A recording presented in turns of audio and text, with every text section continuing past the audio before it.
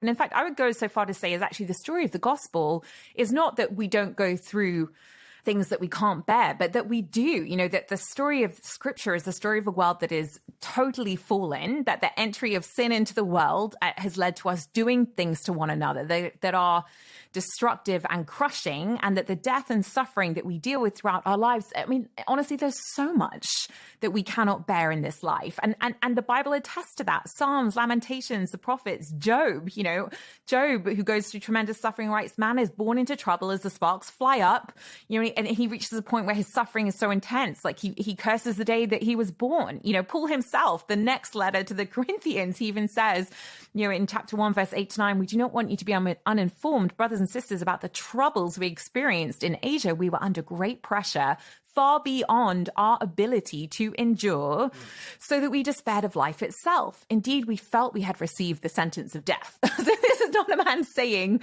oh, we never go through anything that doesn't bring us right to the point of death and is beyond our ability to endure. He says it is far beyond our ability to endure. It's going against the cultural narrative. We always say, if you've got this, it's like, no, you haven't got it. That's the message of scripture. We have not got it. But here's the thing, right? We were never meant to.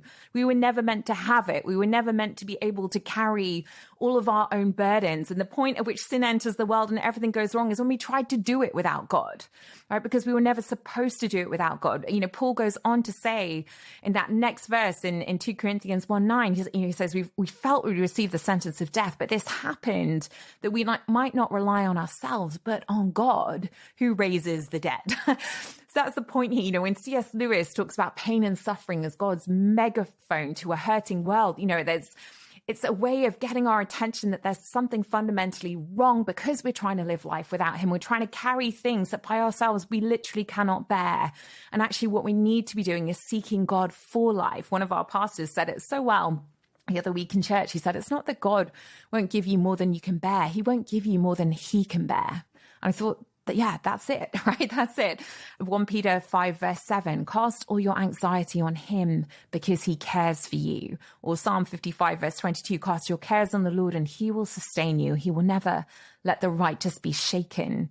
So, I think the point here is we go through things in life that we cannot bear, but it's so that we learn, I can't carry this myself. And I actually need the same God who came and took up my load and lifted up the cross and carried my cross for me to come alongside me and carry the things that I actually cannot carry myself.